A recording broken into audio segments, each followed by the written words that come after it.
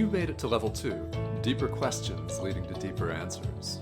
I'm Tomas Garza, and I'm here to help you decide to transform. I'll be setting the pace for the process to support your unfolding. Learn and commit to a practice that brings simplicity and then awareness of what is ready to be released. Join me now and allow the experience of a deeper sense of love.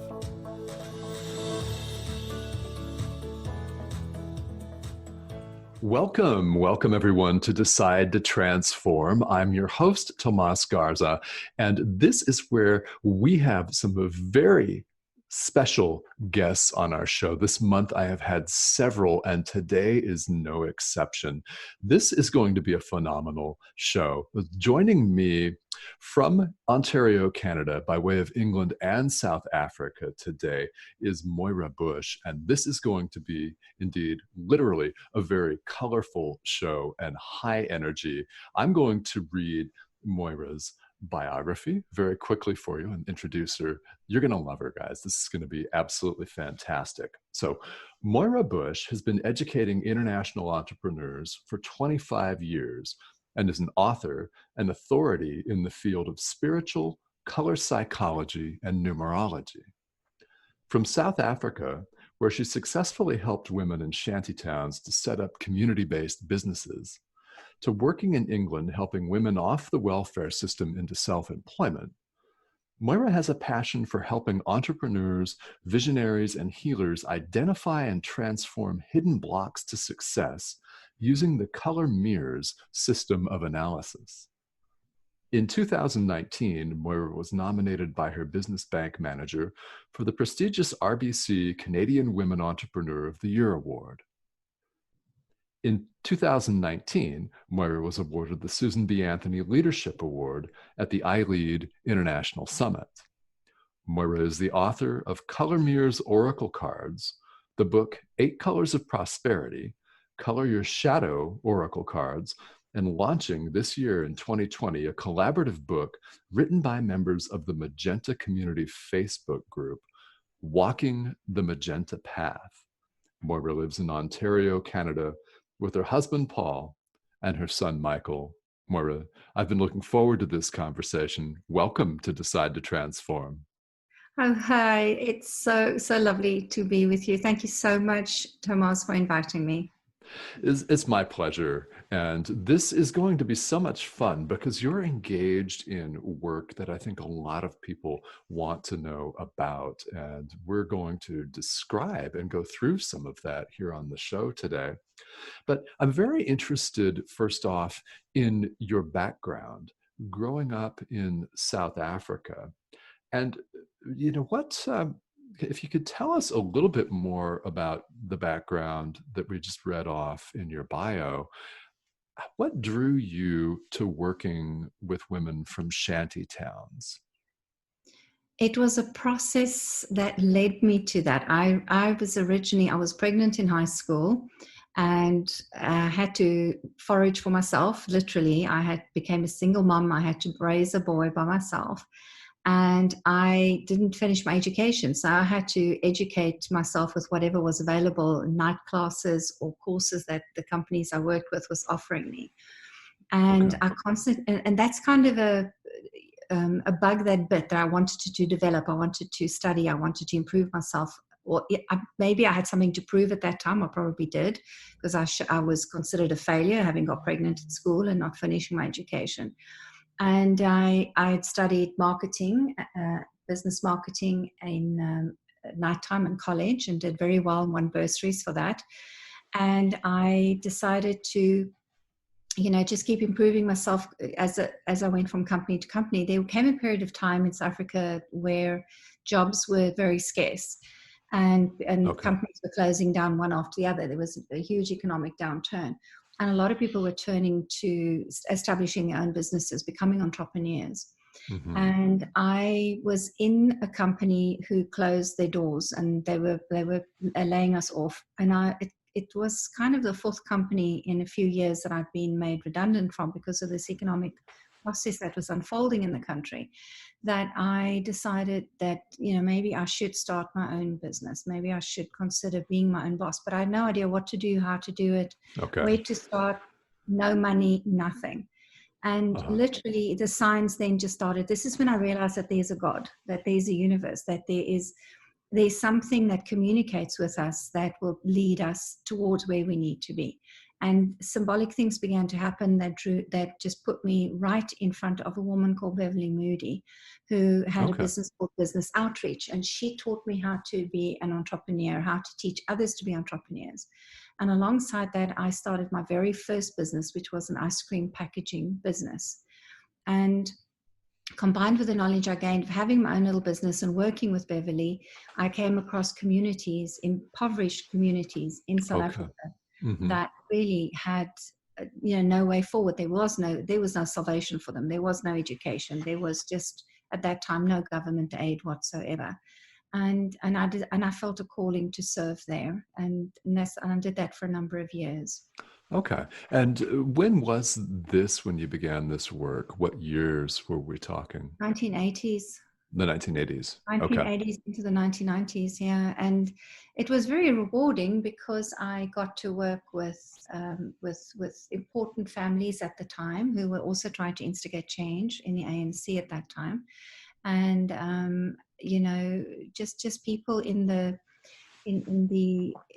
communities that were just trying to create opportunities for work and for self-employment, and it was very, very gratifying. I loved it. I loved every bit of it.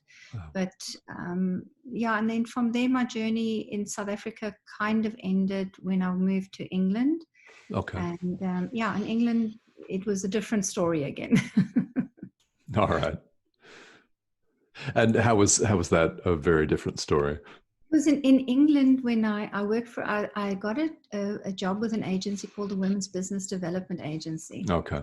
And I remember working with them, and they were talking about these impoverished women in England who needed to be helped off the welfare or the benefit system at that time into self-employment, because they'd fallen into the trap of, becoming complacent, where the government gave them a check and they were comfortable, and they didn't fulfill any dreams or wishes they had to be financially independent, or just looking after themselves. So I went to visit. I remember the first case study I had to go and visit, and somebody had to talk to and encourage them to come on a program. And this woman had a car parked outside her house. She had a council house given by the government, and she was busy making food. And I thought to myself, what a contrast it was to Africa, where when I went to a shanty where there was a woman and there was no car parked outside, no running water, no food in the house, no heating, no cooling, no nothing. It was such a contrast. But in England, these women were considered impoverished. So it was quite an eye opener for me, coming from a third world country to a more westernized country. But Sure. I enjoyed the work. I enjoyed helping these women to let go their dependency on the government and to find strength within themselves. So it was based on marketing ideas, sales ideas, some personal development.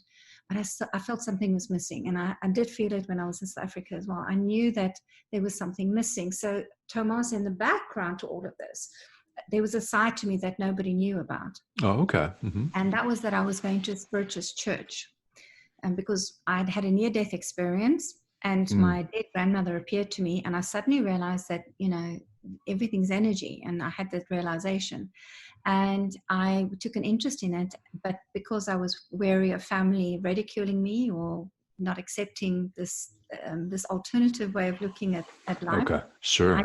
I kept it quiet. So I went to spiritualist churches in South Africa and in England on the quiet, with nobody knowing what I was up to. And so I was aware of spiritual energy, but in the same time, I had this double life where I was just trying to help people. And I knew the two had to come together somehow.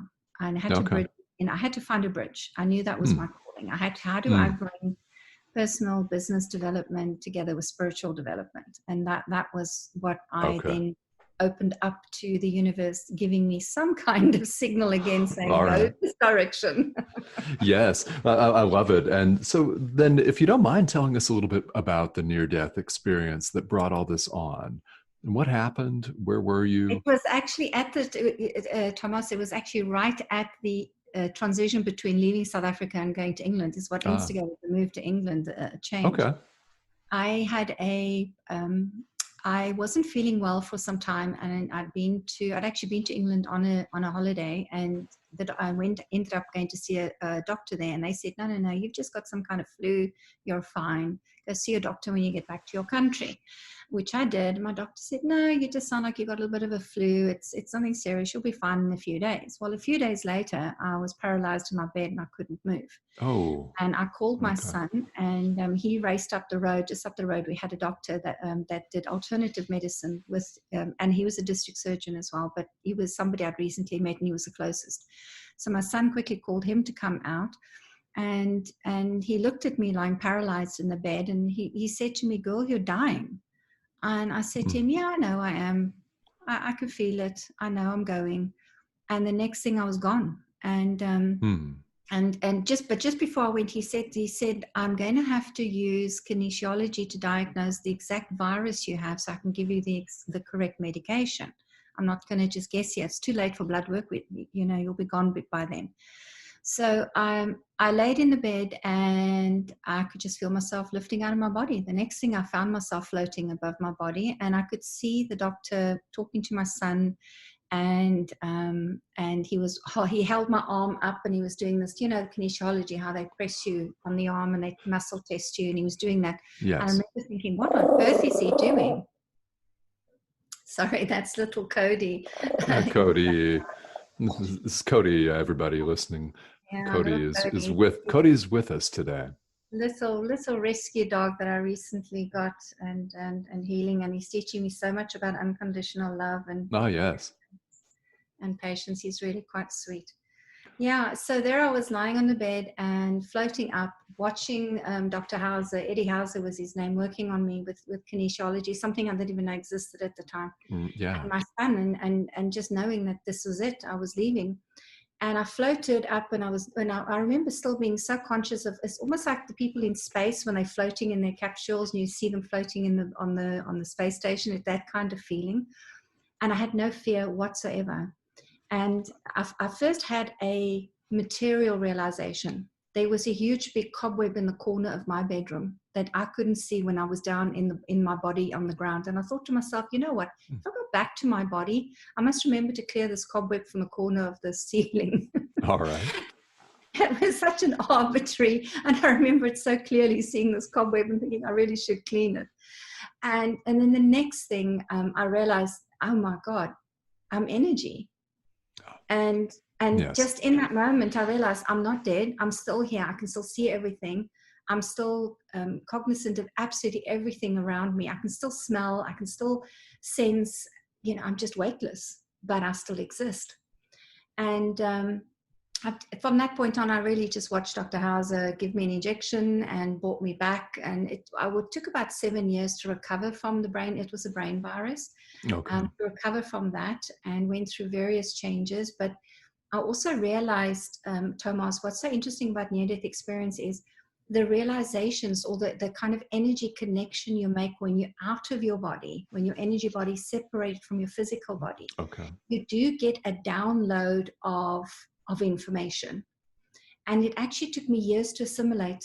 It's like a series of encyclopedias that were given to me. And it took me years to disseminate or assimilate Yes. literally every bit of that information. It took me quite a while. Okay. And it sounds like something that you were definitely not fully aware of at the time, or were you aware that you'd received some form of information? How did that Not realization at the come? time. Not at the Mhm. time. It really took a while, because when I got back into my body, I knew the one thing I was aware of is I knew I'd hurt. I knew I'd have some pain, Okay. and it took me. I had to first heal the physical body before I could then contemplate again. Well, what's happening here spiritually?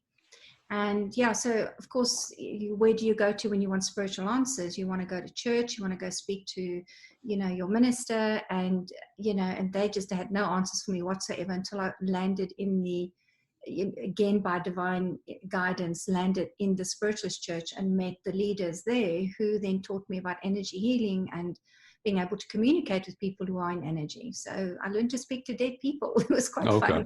fun. All right. Yeah. But this sounds like an amazing experience and really eye-opening. So, how many years did it take before you developed all of these downloads, before all that coalesced, so to speak, Yeah. into a usable practice for you? Quite some time, because what happens, I know when you have a spiritual awakening, for me that was a big spiritual awakening. When you have a Right. spiritual awakening, you have to open up your Pandora's box. You've got to open up your shadow side. You have to be able to, you can't just have an awakening and suddenly be love and light and living bliss. It doesn't work that way. You've got to take Right. care of the emotions, the thoughts, the feelings you have not ever dealt with in your life, that you've suppressed. So it took me several years to face the wounded child, the victim, all the patterns I have to self-sabotage myself, to constantly be in, to want to give up and want to be in depression almost, to all the things that shadow wants you to do, to play small and meek and mild and powerless. So Right. from that time, when I moved to England, and I was working with a women's business development agency. Within a year of landing there, my paths actually crossed with Melissa Jolly, who's the founder of the Color Mirrors system of spiritual psychology. Okay.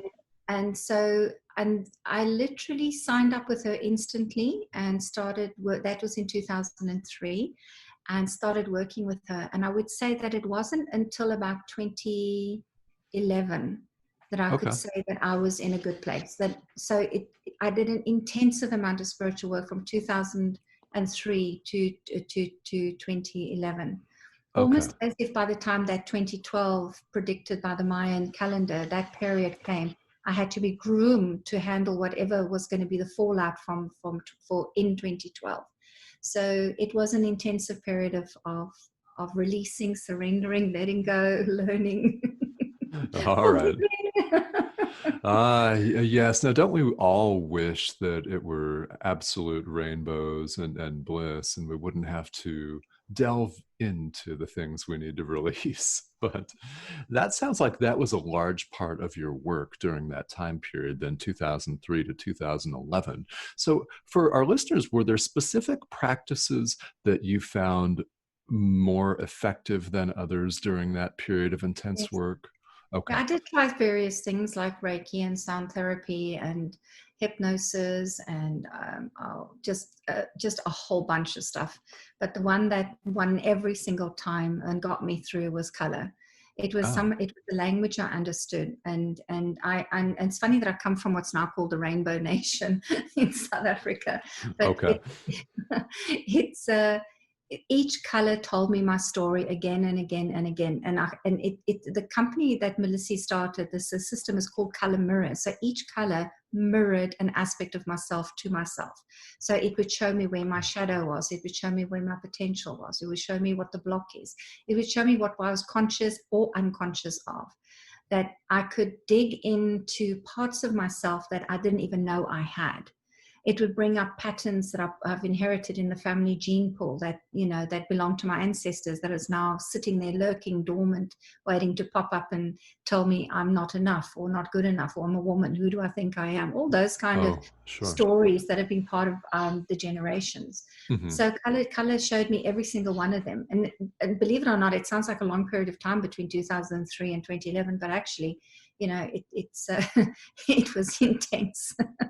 and and it went by very, very fast. Oh, okay. So it feels like it was certainly less than 8 years then. Yeah, All yeah. right. Yeah. Well, so when was the color mirrors?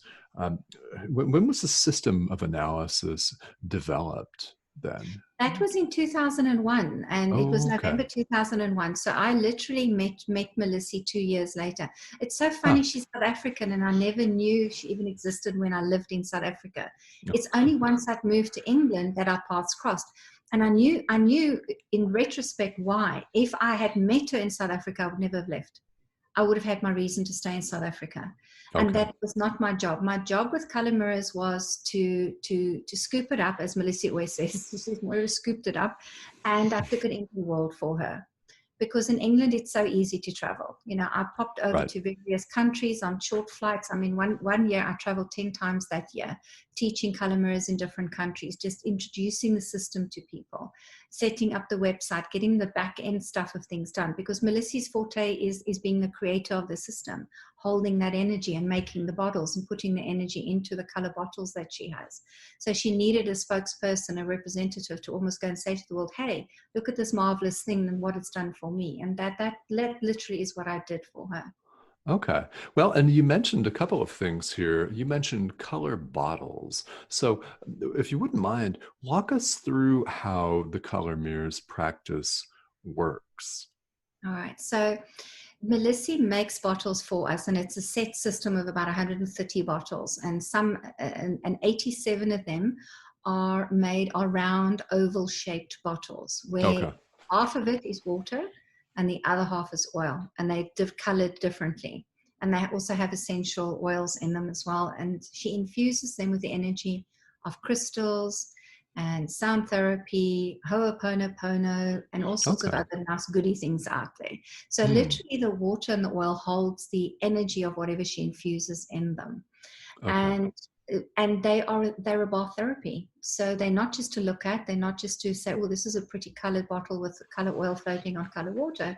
You actually get to tip the bottle in the bath and have that energy and have that frequency of the colors and whatever she's put into them go into your body, go through your skin, you soak it up. Okay. And that's where the miracle happens, because essentially what color mirrors is, it teaches you how to heal yourself. Oh, all right. It's very, very empowering. Because if I do a session with a client and I have a whole bunch of those bottles, I'll say to them, well, pick a bottle you're drawn to. And at the end of the session, I'll say, which one is your favorite out of the lot that you've chosen? And then I encourage them to buy the bottle, go home and bathe in it over a period of about 3 weeks. In the privacy of their own bathroom, they get to heal themselves. Okay. All right. Buying their own bottle, their own therapy, they get to heal themselves, because in the bath they get to meditate, they get to feel things, they get to experience energy, their memories pop up. Some people have a very tangible experience, some people not so much, but there's always a shift afterwards. And they can claim to, I've made that because I bathed in a bottle. I healed myself because I bathed in a bottle. You're not giving it not saying Moira healed me or Melissa healed me. Right. I Right. did it myself. And Okay. then the other set of bottles, it's about 40 of them or so in color mirrors, is little spritzer essences, and they are just self-help energies, and you spray them around you, and they elevate your energy, they expand your auric field. Hmm. They just change your electromagnetic field that's around you, so you can attract different circumstances towards you depending on the color that you're putting around you. Some of them are archangels, there's unicorn, there are dragons, there's elementals. Elementals are stunning, absolutely beautiful Okay. elemental. The smells are just absolutely divine.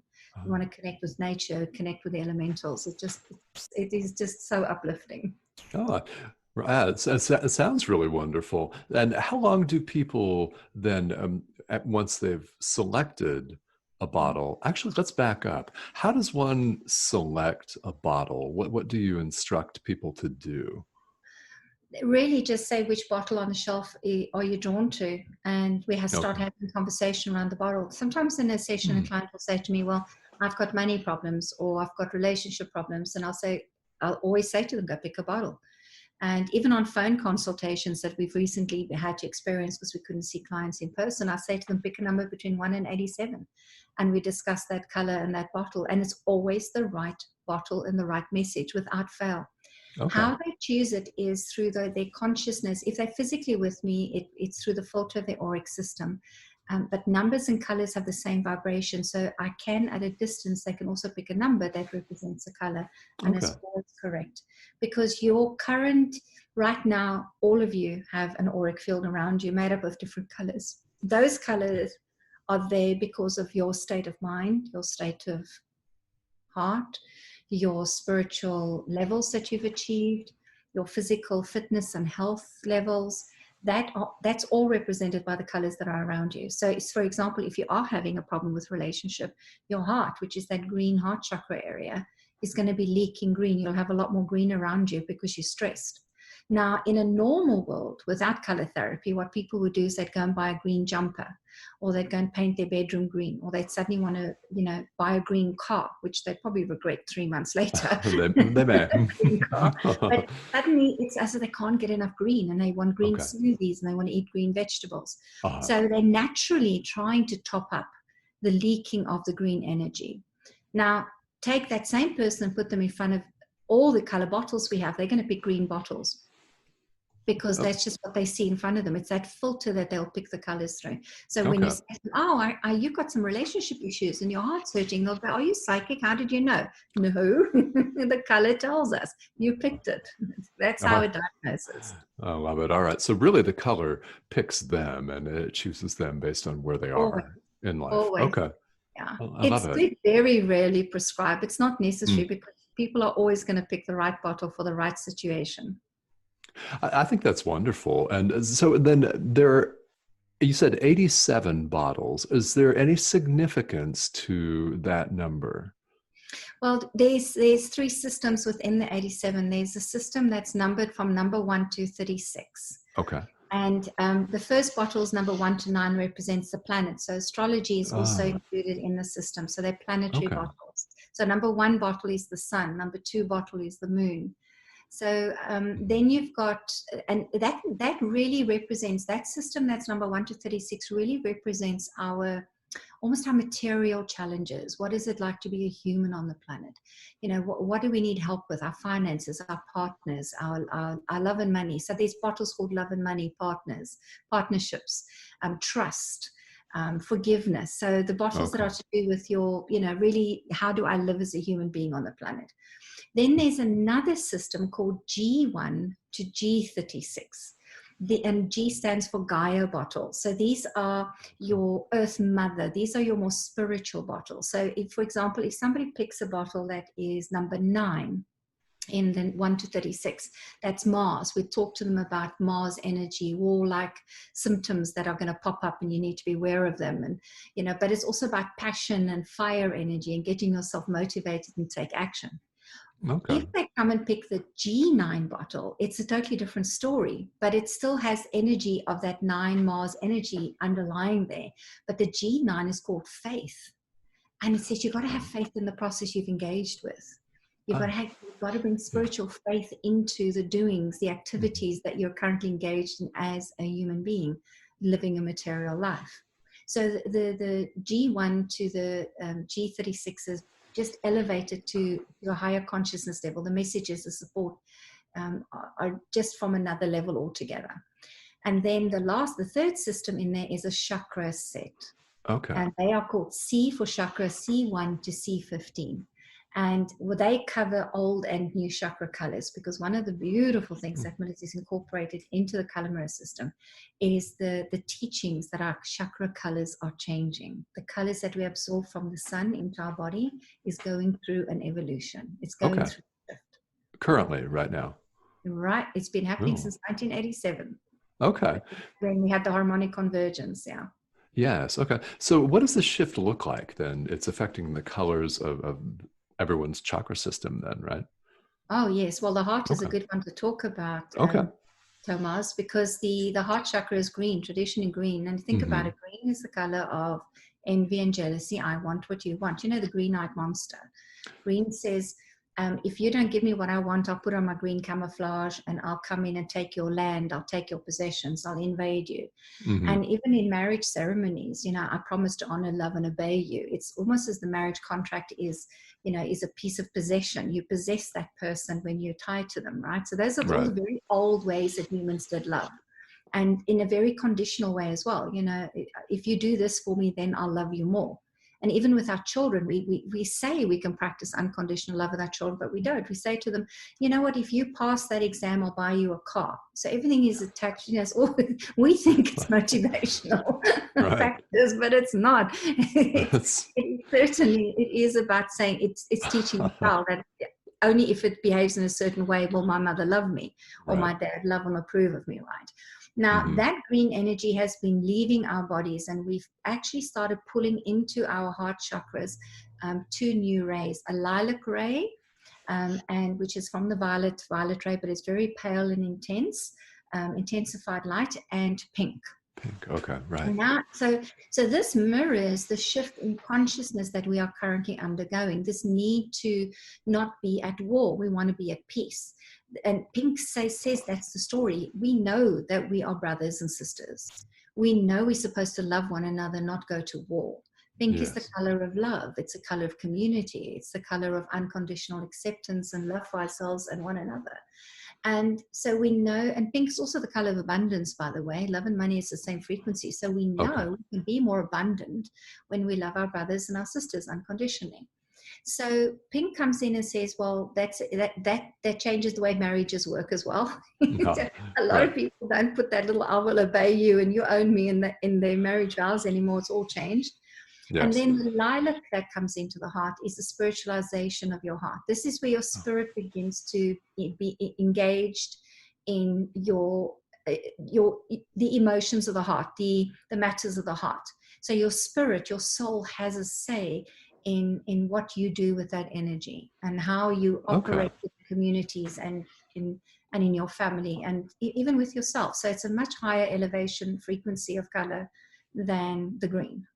So that really is what humanity is going through. I love how color mirrors that story to us because we know that's what's happening. We can see it. It's really Right. happening. But the colors explain it in such a beautiful way. I think that's a really interesting correlation of the colors to everything, a mirror. I think that's a very appropriate name, color mirrors. And clearly it works to help people with a wide variety of situations. So, Moira, what do you most enjoy about working with color mirrors? Yeah. Teaching it. Okay. Teaching it and creating practitioners, creating people who Hmm. can take the system and go out and do sessions and help other people because they're doing two things. They're going to be of service. They're going to help other people the same way I did initially when I started with Color Mirrors, but at Right. the same time they will grow too. It accelerates their spiritual path. Whereas I took 8 years to really go through a deep transformation. Mm. They go through 5 years, and the next batch will go Okay. through 4 years. It speeds up. As more Hmm. people evolve, the quicker things begin to change. So I'd love to just get people to become practitioners and teachers of the system. Wonderful. Now, this is something obviously these days that I think has to be done over Zoom or online. But is that the way you usually teach and usually practice this? Is in a I've virtual setting? resisted, I've resisted for the longest time. No. Always with a little excuse that, this energy work, you really need to be in person and it's got to be quite Right. tangible. Right. And you know what? It really was just another little shadow pattern trying to keep me small and saying you can't serve the whole world. You can just serve a small piece of community, a small part of your community. So I knew that that was a shadow pattern. So of course, with the lockdowns we've recently had, I have to carry on working because people have said, hey, can you teach me stuff? And I'm like, well, you can't come to my house. No. Why don't you just teach me over Zoom? So I've actually launched my very first online practitioner program starting on the Okay. 30th of September. And Ah, I'm sitting here actually today. I just had another registration and I'm overwhelmed. It's the biggest class I've ever had. great. I'm literally like, what happened? This is and they're from all over the world. I've got students from all over the world, a real international class starting. And yes, and I'm just going to get on with the job. Wonderful. That's wonderful. And there's so much going on online. And you're right. I think there are so many people out there listening, practitioners of any healing modality or therapy or whatever it is, that have been resisting this move to online. And now here we all are. So it's And fun to hear. I've been doing online work for a while. I mean, did have a social media TV show that was very successful for 2 years, over Okay. 2 years. So I did do it, but I really thought, this is the big thing. The practitioner program is this is a big deal. This is life-changing. When you do this program, you are going to start it, and by the end of it, everything changes. We've had people do this course who have had dramatic changes in their lives. You know, their partnerships dissolved, their businesses changed, their health changed. They immigrated. They did all the changes were profound, and in a inner change and outer change. So I know that this is a biggie, and I really thought, it needs to be taught in person, but I've been experimenting with it, and no, you don't, because I did one last year with a chap in Australia. Okay. He has done so well with the online course, the version we did 1-to-1. He's actually started a distribution and training center in Australia, and he's flying. He's so busy that his partners now had to come and work and support him in the business. He's incredibly busy and doing so well. Wonderful. So it does work. Energy can work over Zoom. Can you imagine if I waited until one day I visited Arizona to come say hello to you and not meet you and have this chat with you? I mean, really, I cannot imagine. And think of all the people podcasting.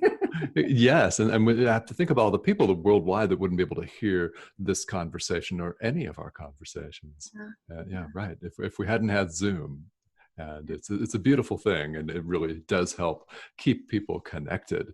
So, Moira, how can people reach out to you and make contact with you to learn more about this training program if someone's interested? Oh, definitely. I've got a website, moirabush.com. Okay. My name, moirabush.com.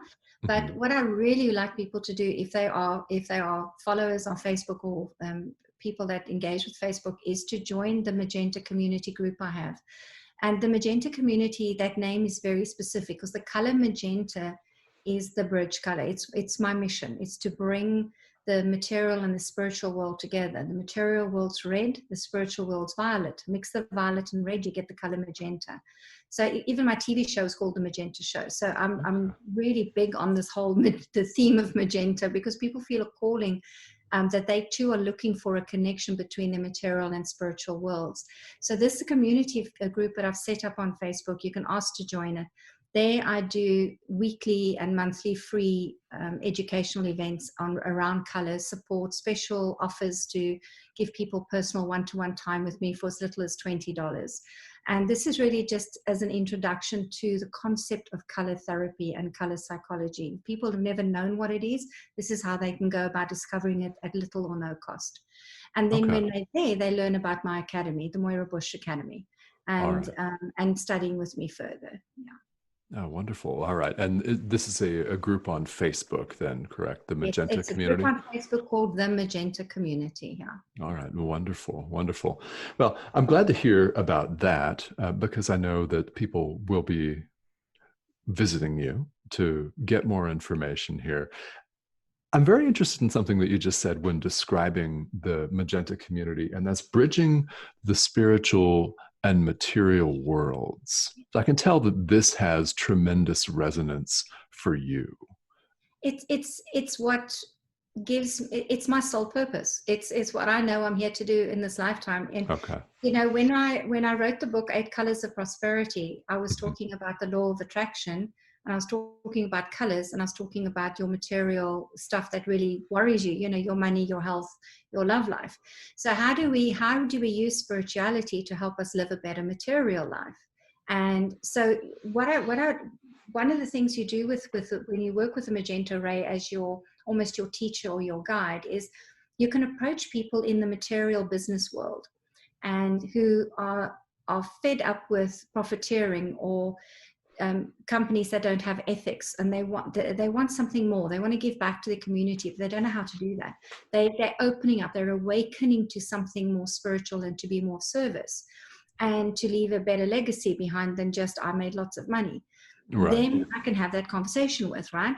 Then I can also look at people that are very spiritually evolved and who are floating off the ethers literally, and there's incredible healers, but they make no money and they broke and they can't afford to pay their rent, and but they have the incredible gifts. I can reach them as well, because that's what Magenta does. Magenta is going to bring the spirituality in for the people in the very red material world, but it's going to give the grounding into the violet arena, the spiritual world.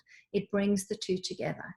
I had such fun on my TV show, Tomas, because I had people who were, they were just into making money. They wrote books, and they were just interested in how much money they could make out of selling their books or selling their programs into their books, right? That's all. It was money was the ultimate goal here, right? Sure. And then I had people on the show who were Reiki practitioners and EFT practitioners, and just people that were therapists. And behind the scenes, when I have conversations with these people, the one common thing they all had, everybody had, is that they were struggling to survive with their businesses. Whether they were looking to make money or they were looking to be of service, the common factor was they weren't grounded. They were struggling to get systems in place that felt moral and ethical. So how do you strike that balance? How do you make a difference in your community? And how can you do it in a way that everybody benefits financially and morally? Okay. And Magenta teaches us that balance, that central path, that middle path, as I sometimes call it, the middle path. Right. Yes, the middle way. Middle way. The middle way. Right. I love it. Well, and you also have created some oracle cards for color mirrors. Tell us about those. Yes, that was actually in 2011. That was a culmination of that 8-year initiation that I was in. That I created a deck of cards for color mirrors, it's 44 cards, and they're a summary of the color psychology and the color mirror system. And they include color cards, dragon cards, and angel cards, and elemental cards. Okay. And they've been around for a long time. And there's a course that teaches you how to read them as well on my academy, called Reading Oracle Cards. They've been a fabulous little tool for people who don't know anything about color, and they just want to see, is color for me? And because it summarizes the whole system, because the system is a serious investment, it's a business investment. Sure. But if you're thinking of, hey, maybe I'm a color therapist, maybe I've always wanted to work with color and I need a color tool, my suggestion to everybody is always, first, just get the deck of cards, feel into the energy and the philosophy of color mirrors, and see if it's for you. Okay. Yeah. All right. Well, and then, so Moira, one more thing here before we wrap up. I am wondering if you have any last suggestions or perhaps some advice for people that are maybe, like you said, on the fence about this. Maybe they're not sure if they want to move forward and make the investment in color mirrors, but they're highly intrigued. What would you say to these folks? Oh, just jump in. Don't think twice. Rainbows only hang around in the sky for so long and they disappear. Catch it while you see it. Right. Enjoy it while you see it. Immerse yourself in it. I remember when I first met Melissa, I said to her, Melissa, I can get bored very easily. And she said to me, you'll never get bored with color. And she was so right, because now, 17 years later, I'm still learning new things about colors. I'm still learning new things about spiritualities. It's an incredible, incredible system of self-empowerment, enlightenment, and raising consciousness, raising self-awareness. And that is it's a gift that it gives you. It gives you a life, literally. Yes, and it's literally alive. And when people think about life and vitality, color typically comes right to mind in that case. But Tomas, think about this. What are we actually made up of? We're made up of light. We're particles of light bouncing around at a certain density that gives us the sense of us being these three-dimensional solid beings. Right. We're just particles of light. Light is made up of all colors. It's the most natural therapy, the most natural transformational tool that you can engage with is color. Next to that, sound. Yes. Sound, because sound bounces the colors into shape. That's what gives us our solid shape, is sound and color. Mm-hmm. Well, and this is such a fascinating form of therapy. I've learned a great deal from speaking with you here today. And thank you so much for joining me on the show. Tomas, thank you so much for giving me this space and time to share my passion with the world. I really appreciate it. Thank you. You're most welcome. This is really fascinating. And again, Moira can be found, guys, at moirabush.com, Moira bush.com. And her Facebook community group is the Magenta Community. So check that out. Check them out on Facebook. And Moira, this has been a real pleasure. Again, thank you so much. Thank you. As this has been Moira Bush here on Decide to Transform. So go out and investigate some color therapy for you. And we will see you the next time. Everybody have a great day. Bye-bye.